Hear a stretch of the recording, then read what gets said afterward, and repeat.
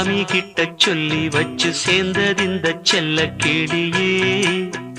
இந்த பூமியுள்ள காலம் மட்டும் வாழும் இந்த அன்பு கதையே. முத்துமணியே பட்டு துணியே ரத்தினமும் முத்தினமும் சேர்ந்து வந்த சித்திரமே. சாமி கிட்ட சொல்லி